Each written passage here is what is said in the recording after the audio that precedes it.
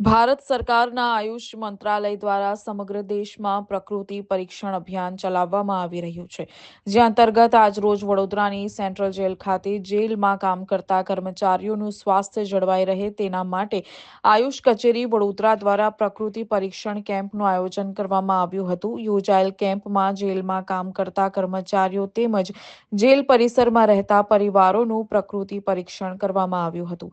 Jail કર્મચારીઓના સ્વાસ્થ્ય સારા રહે અને તેઓ નિરોગી રહેના મુખ્ય ઉદ્દેશ્ય સાથે આ કેમ્પનું આયોજન કરવામાં આવ્યું હતું. યોજાયેલ કેમ્પમાં કર્મચારીઓ મોટી સંખ્યામાં ઉપસ્થિત રહ્યા હતા.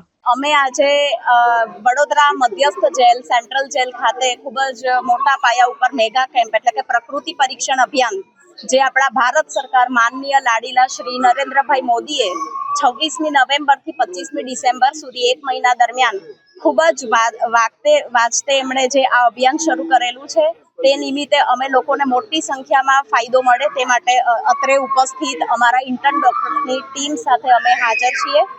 મિત્રો, હું આપને જણાવવા માંગીશ કે પ્રકૃતિ પરીક્ષણ શું છે. તો એ ફ્યુચરમાં તમારા ડિસીઝનું ડિટેક્ટ કરી અને પ્રિવેન્શન કરશે. Prevention is better than cure. Ayurveda એના જ માટે છે. આજે આપણા પ્રધાનમંત્રી શ્રી દેશમાં અને વિદેશમાં આયુર્વેદનો પાયો ખૂબ જ મજબૂત કરવા માંગે છે, તો આપણે સૌએ ફાળો આપવો જોઈએ. આયુર્વેદની અંદર 3 પ્રકૃતિ બતાડી છે: વાયુ, પિત્ત અને કફ.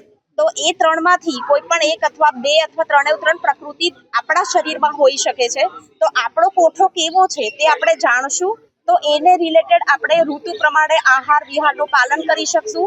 અને જે વાયરલ ઇન્ફેક્શન્સ થાય છે અથવા ફ્યુચરમાં ડાયાબિટીસ છે, બીપી થવું અથવા કોલેસ્ટ્રોલ થવું અથવા હૃદયની અલગ અલગ બીમારીઓ થવી કે આર્થરાઇટિસ થવું, એ બધાથી આપણને પ્રિવેન્શન મળી રહે છે. તો હું આપને આજના દિવસે એ જ સંદેશો આપીશ કે આપણે માનનીય પ્રધાનમંત્રી શ્રીના આ મહાન અભિયાનમાં જોડાઈએ અને લોકોને બને તેટલું જાગૃત કરીએ. અને હું આપ સૌને આ માટે અમારી ગવર્મેન્ટ આયુર્વેદ હોસ્પિટલ જે પાણીગેટ ખાતે છે, જે ટોટલી સરકારી છે, ત્યાં અમે સૌ ડોક્ટરો નિઃશુલ્ક નિદાન અને સારવાર આપી રહ્યા છે. તો આપ આજે જ પધારો, તમારી પ્રકૃતિનું પરીક્ષણ કરાવો. તેને અનુરૂપ અમે લોકો બુકલેટ પણ આપીએ છીએ કે તમારી જે પણ પ્રકૃતિ આવે એ રિલેટેડ તમને નોટ્સ આપવામાં આવશે પીડીએફમાં કે તમારે શું ધ્યાન રાખવું. તો આપ પધારો અને હું આપ સૌને નમ્ર વિનંતી કરું છું. જય ધન્વંતરી. આજે જે કેમ્પ રાખવામાં આવ્યો છે શું કહેશો?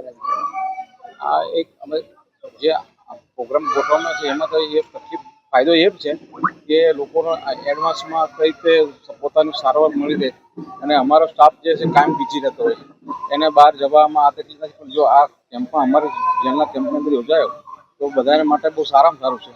અને બહુ આના પછી જે કંઈ નવા કંઈ પ્રોગ્રામ હશે ને એ આજનો પ્રોગ્રામ રાખતા હશે તો અમે એનામાં કરવામાં આ સવર્ધા સેન્ટ્રલ જેલના સ્ટાફના કમ્પાઉન્ડમાં રાખેલું છે. એ તમામ પરિવારને આ બધો લાભ મળે.